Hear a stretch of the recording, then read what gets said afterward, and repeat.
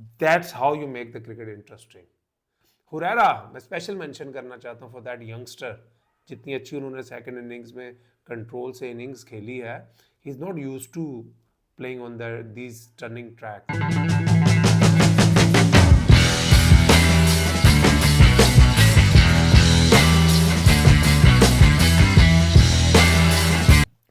अस्सलाम वालेकुम जी, welcome to my YouTube channel. और सबसे पहले तो clapping for Noman and Sajid. क्या खूबसूरत स्पेलो बॉलिंग किया है।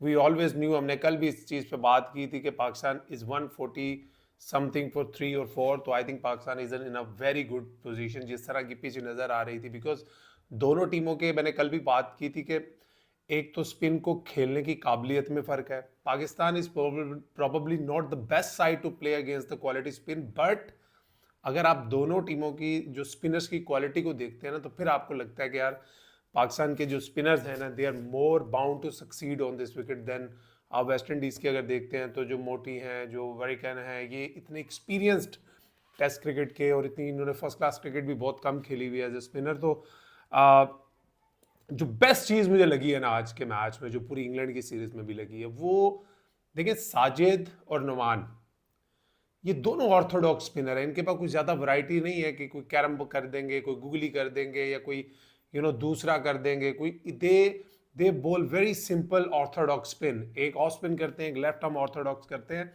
बट जो इनकी कामयाबी का जो सबसे बड़ी वजह है ना, वो तो एक तो इनका कंट्रोल, एक इनकी जो सबसे ज़्यादा मुझे लगी है इन पिचेस के हिसाब से जो चेंज ऑफ पेस ये दोनों करते हैं।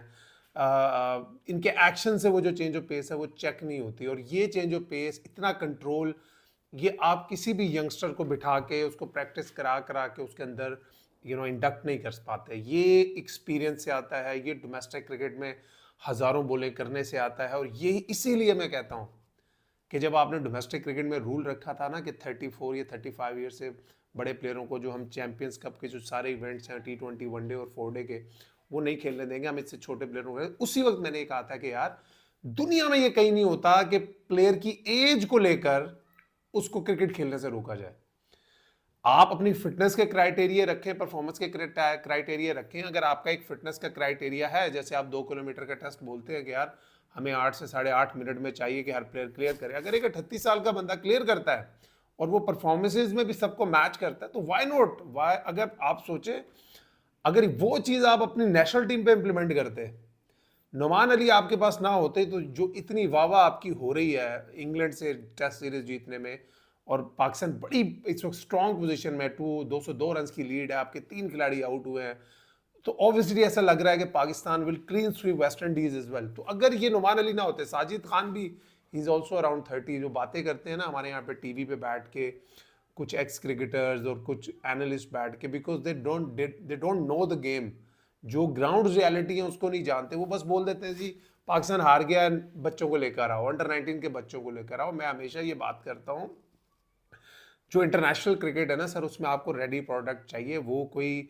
कोचिंग कैंप्स नहीं है, वो कोई डेवलपिंग स्कूल नहीं है नेशनल टीम के, वहाँ पे लाकर 18 साल के बच्चे को लाया जाए और उसको 4 साल तैयार किया जाए और फिर उसको कहा जाए कि वो इंटरनेशनल क्रिकेट में डेवलप करे। जो नुमान अली ने पिछली 2 सीरीज़ों में वो परफॉर्मेंस दे रहे हैं, उससे पहले भी वो बेचारे परफॉर्मेंस करते हुए श्रीलंका में उन्होंने इतनी परफॉर्मेंस दी थी, वो बाहर हो गए थे। वो बाहर होने की वजह क्या थी? उनकी एज।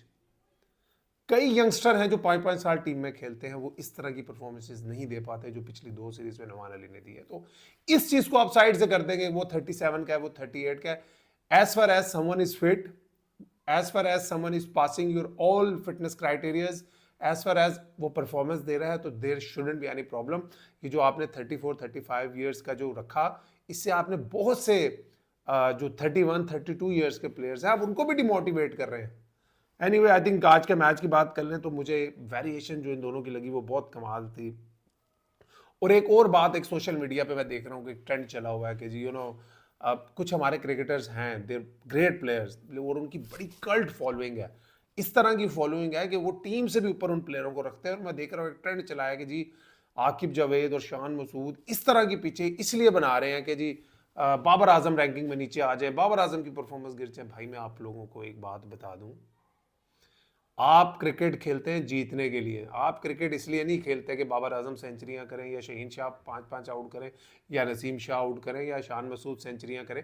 यू प्ले क्रिकेट के आपको जीतना है। आप जब होम में खेलते हो भाई आपको एडवांटेज तो लेना है। ये एडवांटेज आप 3 साल पहले भी ले सकते थे।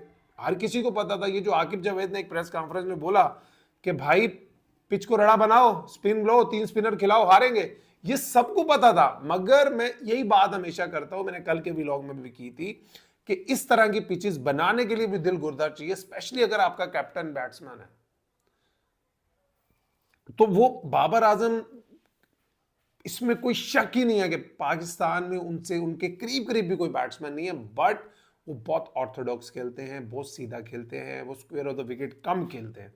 इन पिचेस पे आप देख लें वही बैट्समैन ज्यादा कामयाब होंगे जो स्क्वायर ऑफ द विकेट खेलते होंगे, square leg, fine leg, sweep अच्छा करते होंगे, अनऑर्थोडॉक्स शॉटें मारते होंगे, रिवर्स स्वीप मारते होंगे। आई थिंक अगर if this is the way Pakistan has to take our test cricket this way at home, तो Babar Azam will also have to learn the art of playing reverse sweep, paddle sweep, sweep shot, वो work करना पड़ेगा। अब्दुल्ला शफीक को भी करना पड़ेगा। Because मुझे ऐसा लगता है कि जब अगर आप इस तरह की पिचेस पे अच्छी टीमों के खिलाफ खेलेंगे, Abdullah Shafique might struggle as well. Because Babar और अब्दुल्ला वो बहुत दोनों ऑर्थोडॉक्स शॉटें खेलते हैं, कोशिश करते हैं सामने mid on, mid of, extra cover, mid wicket वाली साइड पे। इस तरह की पिचेस में सबसे मुश्किल काम है स्पिनर को मिड ऑन, मिड ऑफ खेलना। तो आप देख लें जो बैट्समैन भी रन कर रहे हैं, मोहम्मद रिजवान, उनकी स्वीप बहुत अच्छी है। सऊद शकील, पाकिस्तान अगर इसी तरह टेस्ट क्रिकेट को लेकर आगे चलेगा ना, तो मुझे मेरा मानना है कि सऊद शकील पाकिस्तान के सबसे मेन प्लेयर होंगे एट होम। बिकॉज बड़ी लो पोजीशन में खेलते हैं, स्वीप बहुत अच्छा करते हैं, छोटा स्वीप बहुत अच्छा मारते हैं, रिवर्स स्वीप अच्छा मारते हैं, डिफेंस बहुत तगड़ा है, rotation of strike, square of the wicket बहुत अच्छी है। तो I think these are the things. आप जब दुनिया के ग्रेटेस्ट भी बन जाते हैं ना, यू आर स्टिल लर्निंग। तो I think this is something that Babar Azam has to learn. Otherwise on these pitches I think Babar Azam will struggle big time, especially against the quality spinner. जब अच्छी टीमें और अच्छी टीमें आएंगी, क्वालिटी स्पिनर्स के साथ आएंगी। बट जिस तरह की नुमान अली और साजिद खान ने बॉलिंग किया, मुझे तो ऐसा लग रहा था कि भाई और किसी को खिलाते ही क्यों है, नुमान अली को खिलाएं, साजिद खान को खिलाएं और साथ साथ बैट्समैन खिला दें। ये मैंने लाइटर नोट पे बात की।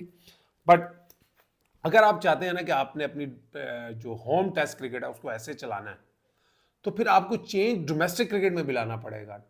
ये तो एक टेस्ट मैच की, मैं आपको बताया ना, मैं 18-20 साल से डोमेस्टिक क्रिकेट खेल रहा हूँ, तो मैंने इस तरह की पिचेस अपनी लाइफ में नहीं देखी। मैं कभी नहीं खेला इतनी स्पिन पिच में। पाकिस्तान की जो पिचेस हैं वो इतनी स्पिन होने के लिए बनी नहीं है, वो तो 5वें दिन भी इतना स्पिन नहीं करती।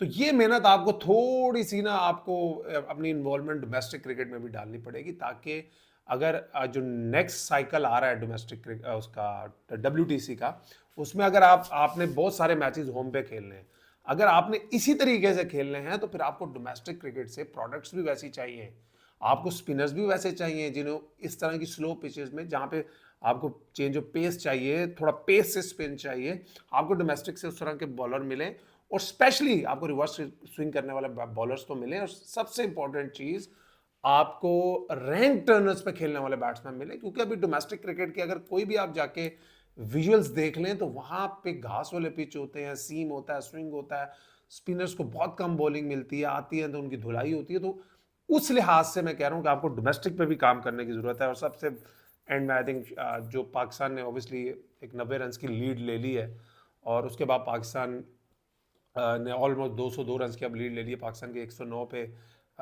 3 खिलाड़ी आउट हैं, अनलकी रह गए शान मसूद। आई थिंक बड़ी गट्सी इनिंग्स के लिए शान मसूद ने over the years against spin अपनी गेम को बहुत अप किया है। I been playing with him since 2008। बड़े ऑर्थोडॉक्स से प्लेयर थे, लिमिटेड से प्लेयर्स थे, but how he has been improving. अगर आप आज से 3-4 साल पीछे चले जाते हैं, आप कभी शान मसूद को रिवर्स स्वीप खेलता नहीं देखेंगे। आप कभी शान मसूद को एडवांस डाउन द ट्रैक जाकर स्पिन स्ट्राइक्स में, स्वीप तो बहुत ही कम मारते थे वो। बट दैट्स उनकी जो बेस्ट चीज़ है, जो वो लर्न कर रहे हैं, वो हर किस्म की पिच पे खेलना चाहते हैं, वो हर किस्म की पिच पे अपने आप को बैक करते हैं। ये उनका नेचुरल गेम नहीं है। जो लोग उनके साथ खेल रहे हैं 14-15 साल से, they know this is not this is not something that comes naturally to him.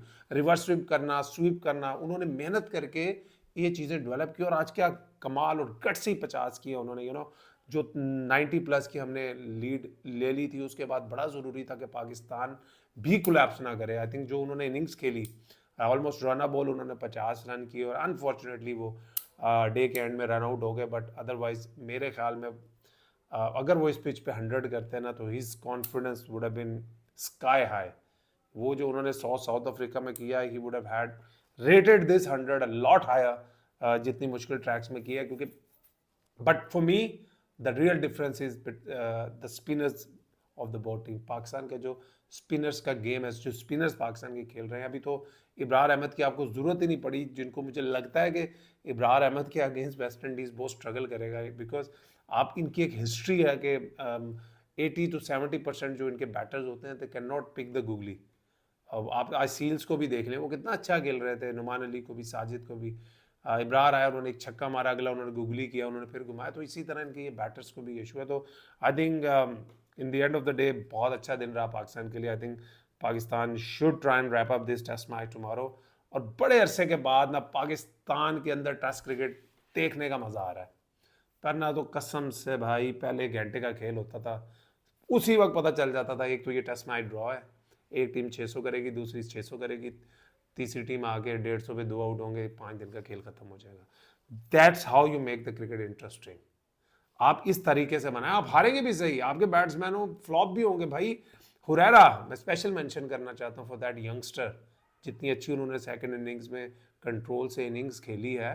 He is not used to playing on these turning tracks.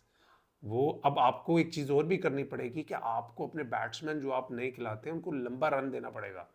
आप सिर्फ 2-4 इनिंग्सों से प्लेयर को जज नहीं कर पाएंगे। ये बहुत मुश्किल ट्रैक्स है सर बैटिंग करने के लिए। इस पे जो जो रन कर रहा है, जो लंबी इनिंग्सें खेल रहा है, सऊद शकील खेल रहा है, रिजवान खेल रहे हैं, शान ने खेली है, hats off to them. These are not easy pitches to bat on, absolutely not. I think this is what Pakistan wants to do in future. अपने होम में टेस्ट क्रिकेट को इस तरह से खेलना चाहता है, तो we need to work in the same way in domestic cricket. और तो अब लोगों को आप आहिस्ता आहिस्ता देखेंगे, अगर हम जीतना शुरू करेंगे, लोग टेस्ट मैचेस को भी देखने आएंगे ग्राउंड पर, क्योंकि ये पिछले जो 2 सीरीजें हो रही है ना, test cricket in Pakistan is moving like this. आप देखते हैं वो बैटिंग कर रहा है, 3 आउट हो गए, 4 आउट हो गए, तो गेम इज मूविंग फास्ट। जितना गेम फास्ट मूव करता है, उतना लोगों का इंटरेस्ट डेवलप होता है। अपना ख्याल रखिए। सी यू ऑल सून। थैंक